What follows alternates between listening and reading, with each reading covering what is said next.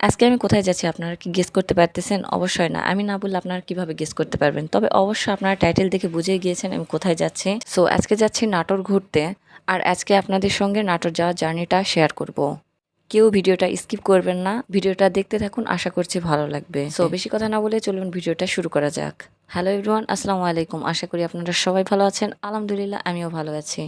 So যাচ্ছি হচ্ছে নাটোর, আমি আব্বু এবং আমিরা মিলে। আর নাটোর যাবো হচ্ছে ট্রেনে, তাই ট্রেনের জন্য অপেক্ষা করতেছিলাম।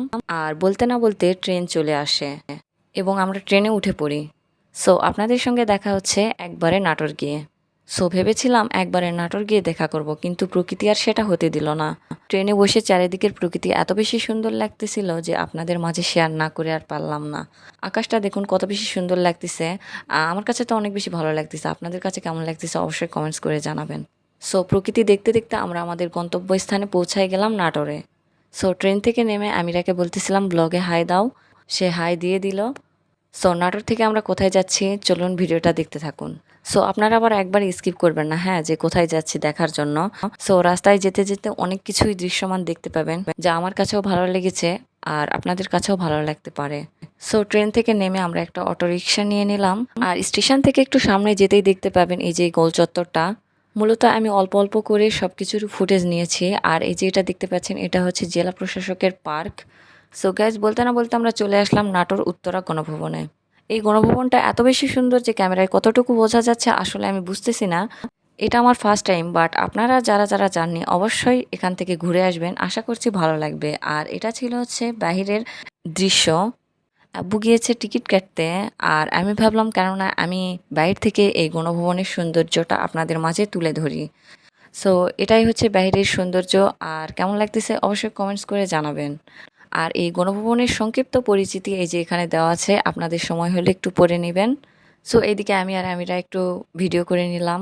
আর এখন আমরা গণভবনের দিকে প্রবেশ করতে যাচ্ছি। তো এই তো উত্তরা গণভবন, আর এখানে আমরা টিকিট দেখালাম। আর মূলত এখানে টিকিট দিয়ে প্রবেশ করতে হয়। সো গাইস গণভবনের ভিতরে চলে আসলাম। আমার তো অনেক বেশি ভালো লাগতেছে, আবার ক্লান্তও লাগতেছে।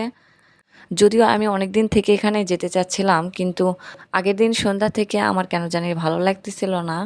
তারপরেও গিয়েছি, কেননা আব্বু আগের দিন ট্রেনের টিকিট কেটে নিয়ে এসেছিল।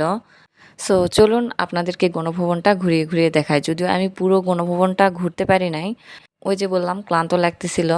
সো যতটুকু ঘুরতে পেরেছি ততটুকু ভিডিও করেছি, আর সেই ভিডিওটা আপনাদের মাঝে শেয়ার করতেছি। সো গণভবনে প্রবেশ করার পর এখন যাব রানীমহলে, রানীর ঘাট এবং মিনি চিড়িয়াখানা দেখতে। তো রানীমহলে প্রবেশ করার পরই দেখলাম আমিরা আগে থেকে এখানে। ওমা, আমিরা এখানে কি করতেছে? তো আমিরাকে এখানে পেয়ে ভালোই হলো, কারণ আমার ভিডিও করার কেউ ছিল না। তাই আমিরাকে বললাম যে আমার একটু ভিডিও করে দাও। তো তাও তো সে এমন সুন্দর সুন্দর ভিডিও করে দিয়েছে যে আপনাদেরকে কি বলবো, এটা একটু মনে হয় ভালো হয়েছে, তাই আপনাদের মাঝে শেয়ার করে দিলাম। সো রানীমহলে প্রবেশ করার পর সুন্দর সুন্দর ফুলের বাগান দেখতে পেলাম। আর এরপর চলে আসলাম হচ্ছে চিড়িয়াখানায়, হরিণ দেখতে পেলাম। আর এই যেগুলো হচ্ছে রানীর ঘাট, আর এর মাঝে দেখতে পেলাম ময়ূর পাখি। এরপর আমরা রানীমহল থেকে বেরিয়ে এসে দেখতে পেলাম গণভবনের কাজ চলতেছে, তাই আপনাদের মাঝেও শেয়ার করে দিলাম। আর গণভবনে গিয়ে আমার কোনো ভিডিও ফুটেজ নেওয়া হয় নাই, তো নিজে নিজে আমি ভিডিও করে নিলাম। আর আমিরাকে বলতেছিলাম ভিডিও করে দাও, আর ওই যেসব ভিডিও করে দিছে সেগুলো আপনাদের মাঝে শেয়ার করা যাবে না, কারণ ভিডিওগুলো অনেক বেশি সুন্দর। আর এর মাঝে আমি দূর থেকে আপনাদেরকে গণভবনের সৌন্দর্যটা দেখাচ্ছিলাম। তো কেমন লাগতেছে অবশ্যই কমেন্টস করে জানাবেন। আর এখান থেকে আমরা চলে যাই নাটোর প্যাটুল মিনি কক্সবাজার। ভিডিওটা অনেক বেশি লং হয়ে যাবে জন্য আমি 2 পার্ট করেছি ভিডিওর। সো নেক্সট ভিডিও আসা অবধি সবাই ভালো থাকবেন, সুস্থ থাকবেন। আল্লাহ হাফেজ।